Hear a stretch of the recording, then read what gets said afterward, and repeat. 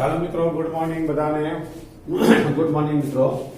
આપણે પ્રકરણ નંબર 5 સાતત્ય અને વિકલનમાં આપણે સ્વાધ્યાય 5.1 માં અગાઉના વિડીયોની અંદર દાખલા નંબર 21 સુધી આપણે પૂર્ણ કરેલું છે.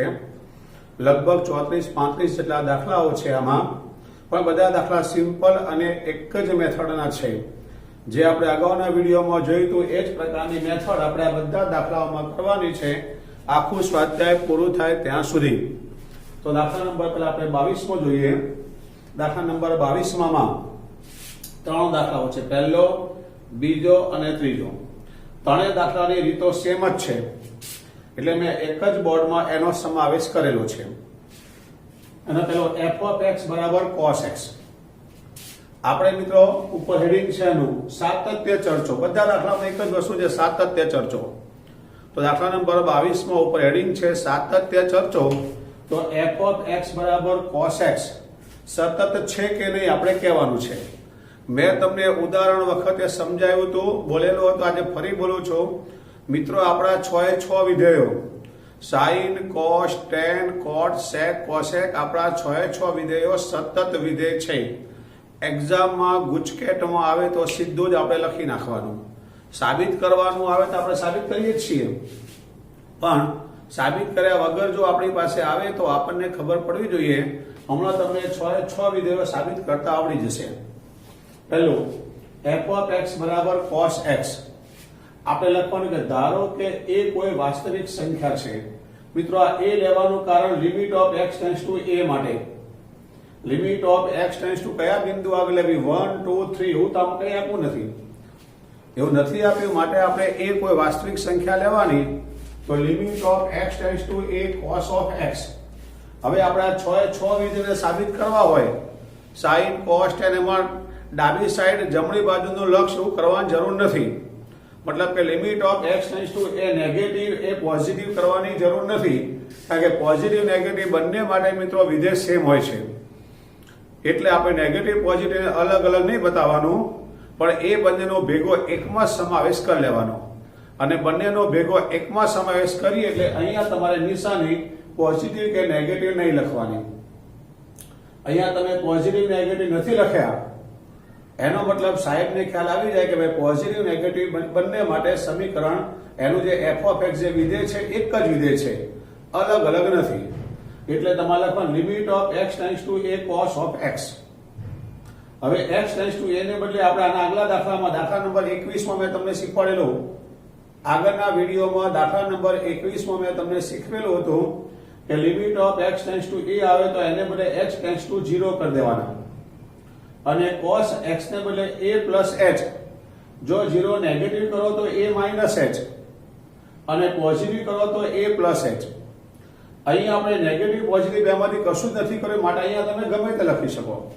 અહીંયા a plus h પણ લખાય ને a minus h પણ લખાય, બંનેનો જવાબ સેમ જ આવે, કારણ કે આપણે અહીંયા પોઝિટિવ નેગેટિવ નથી કર્યું. તો લખાય limit of h tends to 0 cos of x ને બદલે a plus h. હવે limit of x tends to 0 cos alpha plus beta નું સૂત્ર વાપરવાનું. cos આલ્ફા cos બીટા, વચ્ચે માઇનસ આવે sin આલ્ફા sin બીટા. તો cos a cos h minus sin a sin h આનું સૂત્ર. સૂત્ર મૂક્યા પછી તરત જ મિત્રો ખાલી x ની કિંમત 0 મૂકવાની, બાકી નવું કંઈ કરવાનું નથી. અને આપણે x ની કિંમત 0 મૂકીએ ત્યારે લિમિટ ના લખાય.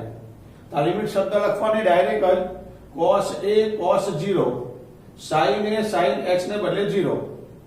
cos 0 1 થાય, cos a n ના m, sin a n ના m, sin 0 0 થાય. આનો 1 સાથેનો ગુણાકાર cos a, 0 સાથેનો ગુણાકાર 0 0 લખવાની જરૂર નથી. તો limit of x tends to a cos of x નો જવાબ cos of a આવ્યો. હવે આ થઈ ગયું લક્ષ. હવે આપણે વિધેયની કિંમત આપણે સ્ટાર્ટિંગમાં લખતા હતા તે પહેલા બી લખાય ને પછી પણ લખાય.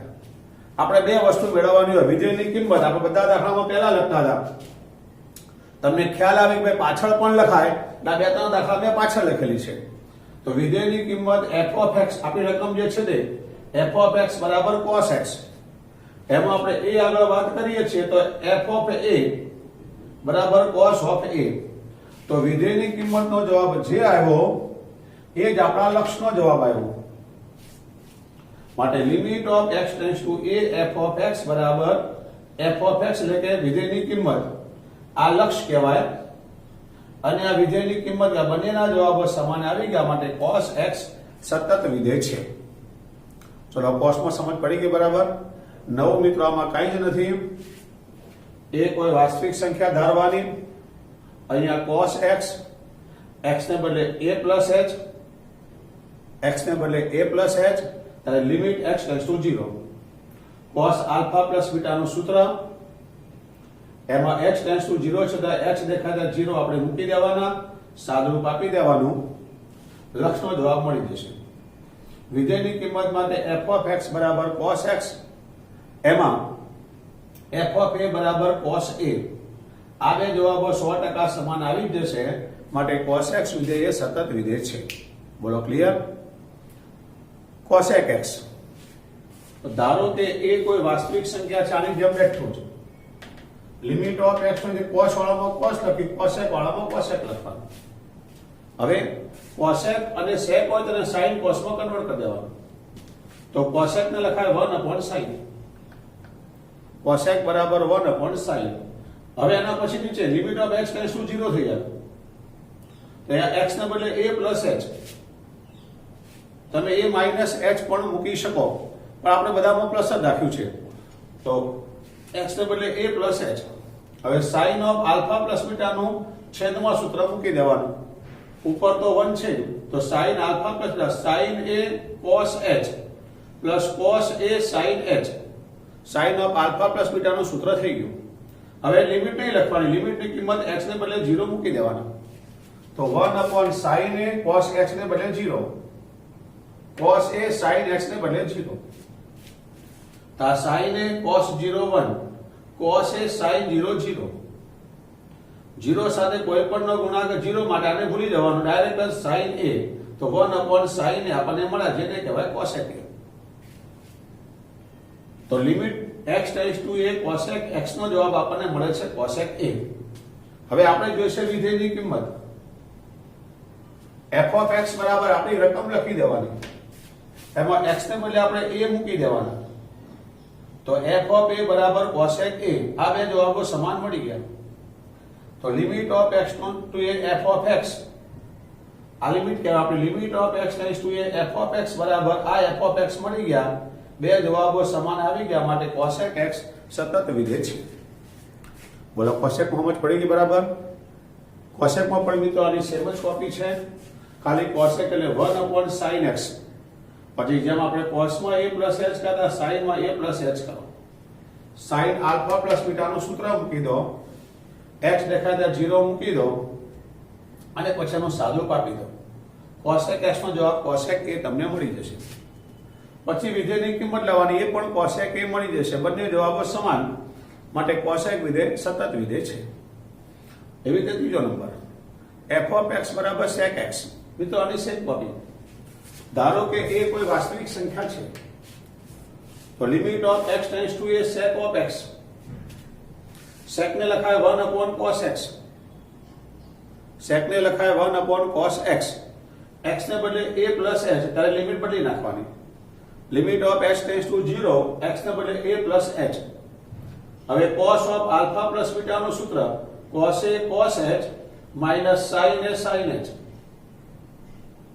cos નું આપણે સૂત્ર છેદમાં મૂકી દેવાનું. હવે લિમિટ નહીં લખવાની પણ x ને બદલે 0 મૂકી દેવાના તો cos a cos 0 minus sin a sin 0 cos 0 1 થાય sin 0 0 થાય બાકીના બેઠા 0 સાથે કોઈ પણનો ગુણાકાર જો લે 1/cos a બાકી રહ્યા જેને કહેવાય sec a.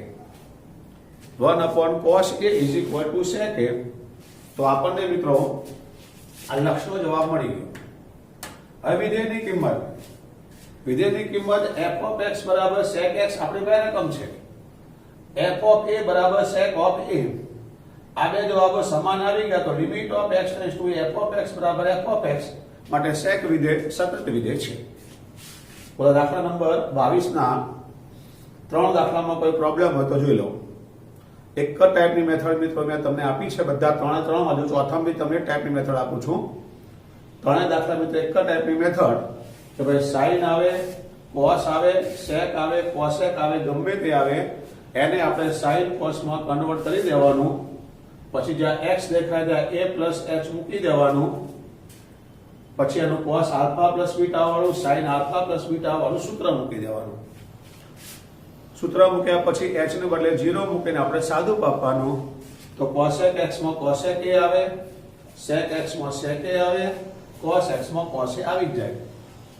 પછી આપણે વિધેયની કિંમત ડાયરેક્ટ રકમ લખી એટલે કે f of x બરાબર cos x હોય તો લખી દેવાના અને એમાં x ને બદલે a કરી દે એટલે આ બે જવાબ સેમ જ થઈ જાય બધા દાખલામાં. માટે આપેલું વિધેય સતત વિધેય છે. બોલો 22મા દાખલાના 3 દાખલા ક્લિયર. આગળ વધીએ આપણે.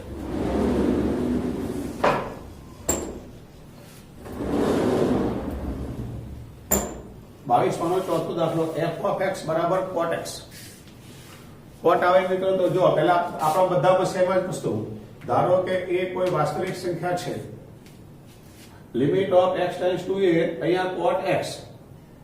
હવે આમાં x ટેન્ડ્સ ટુ a ને બદલે x ટેન્ડ્સ ટુ 0 કરી દો તો cot x ને બદલે a પ્લસ h.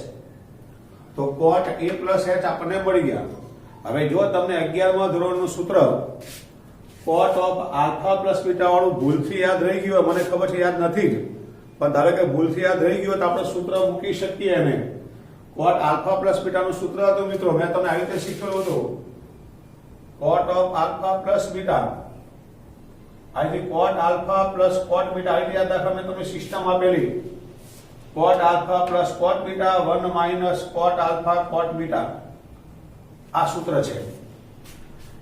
આની ઉપરથી તમે આ સૂત્ર મૂકી શકો છો, પણ મને ખ્યાલ છે કદાચ તમે અત્યારે વિડીયોમાં હું લખું તમને આવડી જાય પણ એક્ઝામમાં નહીં પણ આવડે, માટે મેં આ સૂત્ર વાપર્યું નથી. એને બદલે તમને જે સિમ્પલ ખબર પડે છે એ જ સૂત્ર મેં વાપર્યું છે. એટલે મેં શું કર્યું, cot ને બદલે cos upon sin કરી દીધા. cot ને બદલે cos a plus h sin a plus h અને આ બેના સૂત્રો તમને બરાબર આવડે જ છે, જે આપણે આગળના 3 દાખલામાં પણ કરી ચૂક્યા અને ઘણા બધા દાખલામાં આવી ગયા. તો cos of a plus h નું સૂત્ર cos a cos h minus sin a sin h. નીચે sin a plus h નું પણ sin a cos h cos a sin h. આ sin of alpha plus beta વાળું સૂત્ર છે. sin માં મિત્રો વચ્ચે પ્લસ આવે, આ sin વાળામાં જે નિશાની હોય તે બેઠી આવે અને cos વાળામાં ઉલટી નિશાની આવે. ચલો સમજી ગયા બધા બરાબર. ત્યાર પછી આગળ હવે સૂત્ર મૂક્યા પછી લિમિટ નહીં લખવાની, x ટેન્ડ્સ ટુ 0 મૂકી દેવાના. જ્યાં h દેખાય ત્યાં 0 તો જો cos a cos 0 sin a sin 0 sin a cos 0 અને cos a sin 0, મતલબ જ્યાં જ્યાં h દેખાયા તે તમામ x ની જગ્યાએ મેં 0 મૂકી દીધા. હવે cos 0 1 થાય તો cos a cos 0 1 sin a sin 0 0 થાય, sin a cos 0 1 થાય અને cos a sin 0 0 થાય. આ 0 સાથેનો ગુણાકાર તો 0 થઈ ગયો આ બંનેમાં, તો આ બાકી રહ્યું. તો cos a into 1 એટલે cos a sin a into એટલે sin a cos a upon sin a જેને કહેવાય cot a. તો limit of x tends to a cot x નો જવાબ cot a આવી ગયો. હવે વિધેયની કિંમત f of x બરાબર cot x આપણી રકમ હતી, એમાં x ને બદલે a આપણે મૂકી દઈએ તો અહીંયા cot a આવી ગયો. આ બે સમાન આવી ગયા તો limit of x tends to a cot x બરાબર f of x. માટે cot x વિધેય એ સતત વિધેય છે. ચલો બરાબર ક્લિયર થઈ ગયું બધાને? રેડી? cot માટે બી પૂછાય તો મેં તમને શીખવાડી દીધું. cot ને બદલે tan માટે પૂછાય તો tan માટે આપણે બેઠું જ કરવાનું. આ tan આવે, અહીંયા tan આવે તો tan પછી sin upon cos થાય. તો આ sin ઉપર આવે અને cos નીચે આવે, બાકી સેમ રહે. tan ઓટોમેટિક tan આવી જાય. તો tan માટે ટૂંકમાં બધા વિધેય માટે આવડી ગયું બરાબર. હવે 6 વિધેયમાંથી કોઈ પણ વિધેય માટે સતત છે એવું પૂછાય તો આપણને બરાબર પરફેક્ટ આવડી જવું જોઈએ. ત્યારબાદ આગળ દાખલા નંબર 23 f of x બરાબર sin x upon x, x is less than 0 અને x plus 1 x is greater than equal to 0. આપણા સિમ્પલ ને સાદા નિયમ પ્રમાણે પહેલો વિધેયની કિંમત એટલે ઇક્વલ વાળું સમીકરણ લેવાનું. તો f of x બરાબર ઇક્વલ નું સમીકરણ x plus 1 છે. આ તો x plus 1 હવે આપણે 0 આગળ ચર્ચા કરવા જઈ રહ્યા છીએ તો f ઓફ 0 x બને 0 તો 0 પ્લસ 1 એટલે 1. વિધેયની કિંમત આપણને 1 મળી. Limit of x tends to 0 negative of f of x, limit of x tends to 0 positive of f of x. તો નેગેટિવ માટે લેસ ધેન વાળું સમીકરણ વાપરો તો sin x upon x, અને પોઝિટિવ માં ગ્રેટર ધેન વાળું સમીકરણ વાપરો તો x plus 1. તો પહેલા આપણે બંને નેગેટિવ અને પોઝિટિવ માં પહેલા આપણે સમીકરણ લખી નાખવાના. હવે આપણે 11મા ધોરણમાં ભણી ગયેલા હતા કે sin θ upon θ આ ખૂણો જે હોય તે નીચે આવી જાય ને તો આને અહીંયા x ટેન્ડ્સ ટુ 0 જોઈએ, બીજો હોય તો નહીં ચાલે. અને x ટેન્ડ્સ ટુ 0 હોય, ભલે નેગેટિવ પોઝિટિવ ગમે તે x ટેન્ડ્સ ટુ 0 હોય અને sin θ upon θ બરાબર 1 થાય. તો ડાયરેક્ટ આપણે આના માટે 1 કારણ કે સૂત્ર છે. અહીંયા x ટેન્ડ્સ ટુ 0 તો x ને બદલે 0 મૂકો તો 0 પ્લસ 1 એટલે 1 થાય. ત્રણે જવાબો સમાન આવી ગયા. Limit of x tends to 0 negative of f of x નો જવાબ, limit of x tends to 0 positive of f of x નો જવાબ, અને f ઓફ x ત્રણે જવાબો સમાન છે માટે આ વિધેય સતત વિધેય છે. રકમ એવું માંગ્યું છે કે અસતત બિંદુઓ શોધો. રકમ એવું માંગ્યું અસતત બિંદુઓ, તો મિત્રો આ વિધેય સતત જ છે તો અસતત બિંદુ મળે નહીં. વિધેય સતત છે મતલબ સ્ટ્રેટ લાઈન જાય છે. આની સતત સ્ટ્રેટ લાઈન જાય તો અસતત એટલે વચ્ચે કોઈ જગ્યા બ્રેક થતો હોય, આલેખ વળાંક થતો હોય એવા બિંદુ, એવું કોઈ બિંદુ આવવા નથી કારણ કે આલેખ સતત છે. ટૂંકમાં મિત્રો આપણે દાખલાની ગણતરી પ્રમાણે પહેલા વિધેયની કિંમત લેવાની, એટલે ઇક્વલ વાળું સમીકરણ લઈ લેવાનું, પછી નેગેટિવ માટે અને પોઝિટિવ માટે. નેગેટિવમાં લેસ ધેન નું સમીકરણ, પોઝિટિવમાં ગ્રેટર ધેન નું સમીકરણ. આ સૂત્ર છે sin θ upon θ બરાબર 1. આમાં આપણે x ને બદલે 0 મૂકી દીધો અને આપણને જવાબ મળી ગયો. ચલો ક્લિયર બધાને? દાખલા number 24 f of x equal to x square sin 1 upon x. x is not equal to 0. 0 x બરાબર 0.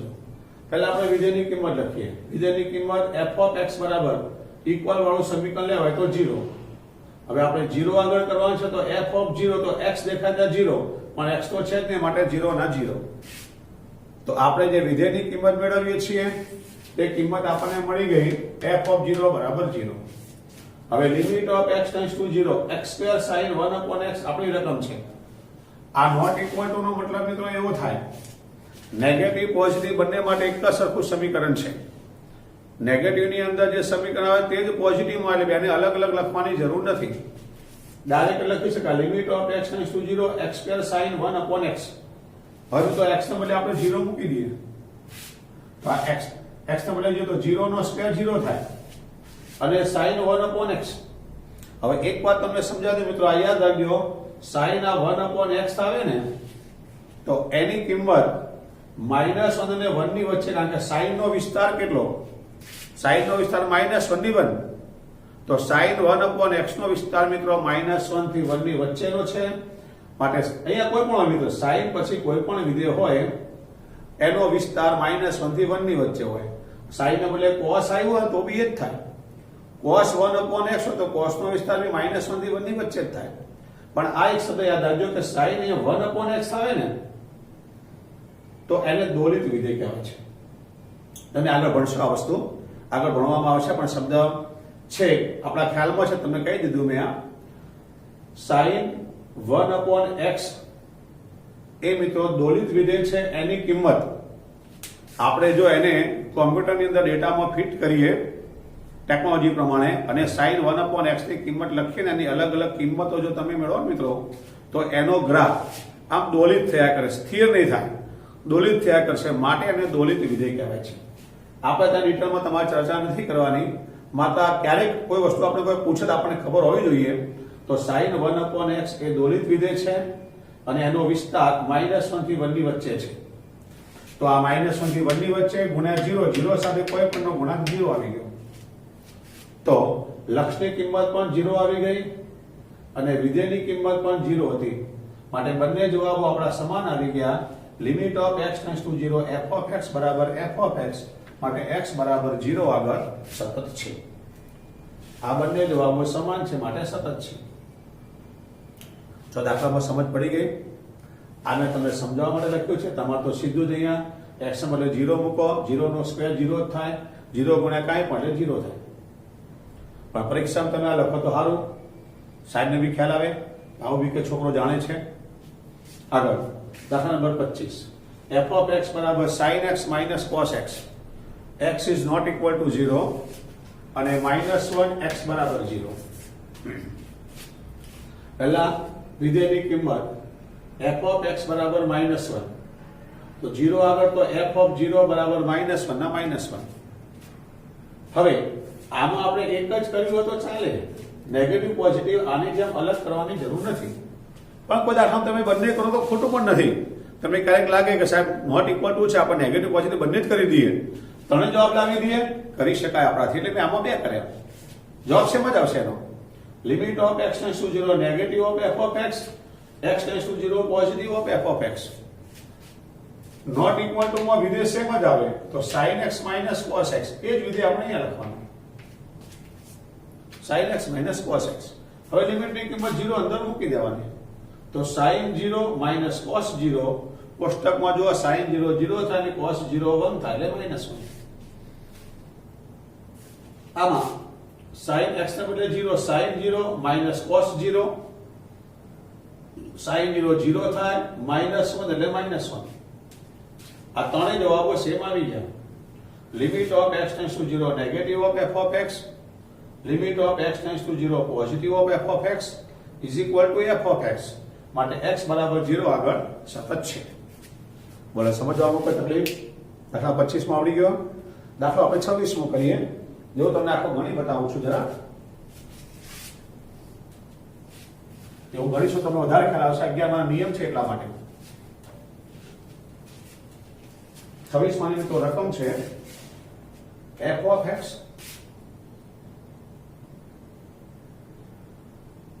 is equal to k cos x upon pi minus 2x, x not equal to pi by 2 અને 3x બરાબર pi by 2.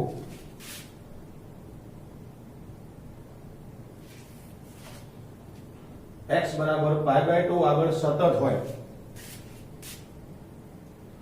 x બરાબર pi by 2 આગળ સતત હોય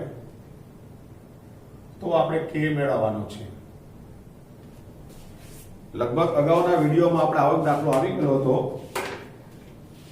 અગાઉના વિડીયોમાં જો તમને સતત કિંમત આપવામાં આવેલી હોય તો મિત્રો લિમિટની કિંમત અને વિધેયની કિંમત તમારે ડાયરેક્ટ સમાન બતાવી દેવાની. આમાં આપણે નોટ ઇક્વલ ટુ 0 છે માટે નેગેટિવ પોઝિટિવ કરવાની જરૂર નથી, કારણ કે બંનેનું સમીકરણ એક જ છે. પાઈ બાય 2 આગળ સતત હોવાથી limit of x tends to pi by 2 f of x બરાબર વિધેયની કિંમત f of x. સતતની વ્યાખ્યા છે મિત્રો, અગાઉના બધા જ દાખલાઓમાં આપણે ભણી ચૂક્યા. સતત એટલે લક્ષની કિંમત અને ઇક્વલ વાળું સમીકરણ વિધેયની કિંમત બંને સમાન થાય. તો limit of x tends to pi by 2 f of x એટલે k cos upon pi minus 2x is equal to f of x. વિધેયની કિંમત એટલે ઇક્વલ વાળું સમીકરણ 3. આ ઇક્વલ વાળું સમીકરણ 3 મૂકી દેવાનું અને લક્ષની કિંમત આપણે મૂકી દેવાની. હવે મિત્રો આપણે શું કામ કરવું કે જો આમાંથી હું બે કોમન કાઢી લઉં, limit of x tends to pi by 2 ઉપરનું પછી લખું છું. આમાંથી જો હું બે કોમન કાઢી લઉં તો મારે એને પાઈ બાય 2 માઇનસ x એવું લખાય. આમાંથી બે કોમન કાઢીએ તો બે વડે બંનેને ભાગવા પડે, બે વડે આપણે બંનેને ભાગી દીધા તો પાઈ બાય 2 માઇનસ x આવ્યું. તો cos ને આપણે sin માં કન્વર્ટ કરી દઈએ તો k લખી અને cos ને જો sin માં કન્વર્ટ કરવું હોય તો આપણું સૂત્ર હતું અહીંયા pi by 2 minus x. cos નું sin માં કન્વર્ટ કરવું હોય તો પાઈ બાય 2 માઇનસ x, એટલે sin નું cos માં કન્વર્ટ કરવું તો બી પાઈ બાય 2 માઇનસ x જ નિયમ છે. પાઈ બાય 2 એટલે yx માં વિધેય બદલાઈ જાય, એટલા માટે આપણે આવું કરી દીધું. હવે જો આ ત્રણ આપણે એમને મૂક્યો, હવે આ લિમિટ આપણે આને આપી દઈએ તો k બાય 2 આપણા 12 અને limit of x tends to pi by 2 sin of pi by 2 minus x upon pi by 2 minus x એના બરાબર 3 આપણને આપ્યા છે. અને આગલા દાખલામાં આપણે જોયું તો દાખલા નંબર 23 માં મેં તમને સમજાવ્યું કે sin થીટા અપોન થીટા બરાબર 1 થાય. આ x માઇનસ પાઈ બાય 2 તો મિત્રો પાઈ બાય 2 x માટે 0 થઈ જાય એટલે લિમિટ 0 જ કહેવાય. તો આ લિમિટ જે હોય તે જો અહીંયા હોય x માઇનસ પાઈ બાય 2 હોય કે પાઈ બાય 2 માઇનસ x હોય, બંનેમાંથી કોઈ પણ અહીંયા હોય તો sin થીટા અપોન થીટા બરાબર 1 થાય. તો આપણી પાસે મિત્રો આવું થઈ ગયું. હવે જો k by 2 sin theta upon theta બરાબર 1 ઇઝ ઇક્વલ ટુ 3. બે આ બાજુ ગુણાકારમાં જાય તો k બરાબર 6 આપણો ફાઇનલ જવાબ આવી ગયો. દાખલો ફરી એકવાર. આપણી પાસે રકમ છે f of x બરાબર k cos x upon pi minus 2x. નીચે છે 3. x બરાબર પાઈ બાય 2 આગળ સતત હોય. મિત્રો સતત છે એનો મતલબ એવો થાય limit of x tends to pi by 2 f of x અને f of x બંને સમાન છે. સતતનો મતલબ એવો થાય.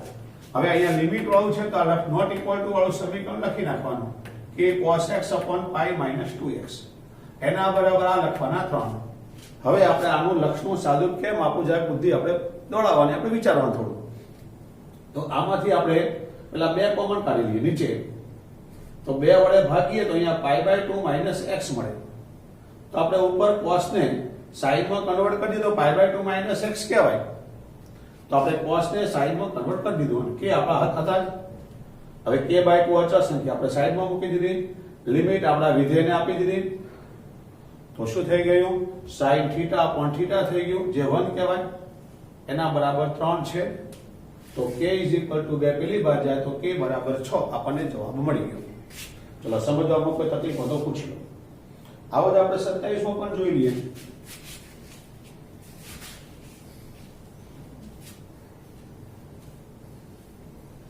દાખલા નંબર 27 માં f of x નહીં 27 માં નથી, આ 27 છે.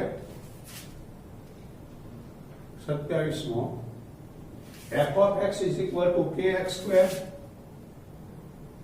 x is less or equal to 2 અને 3x greater than 2.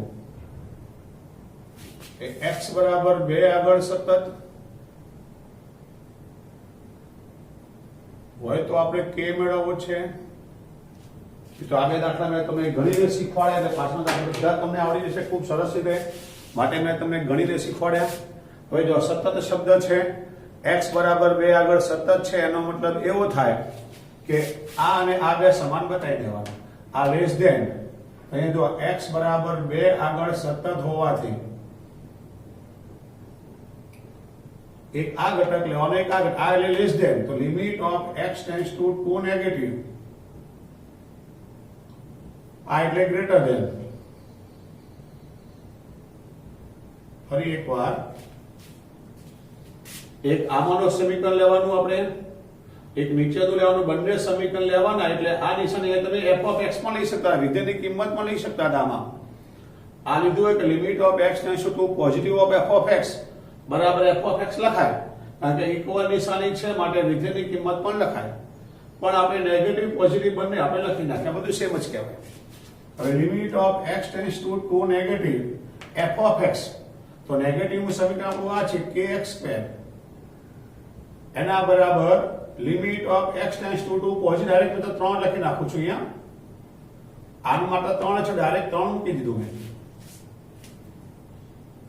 તમે આ લિમિટ લખીને પણ 3 મૂકી શકતા હતા. હવે આમાં આપણે x ને બદલે 2 મૂકી દેવાના, 2 નો વર્ગ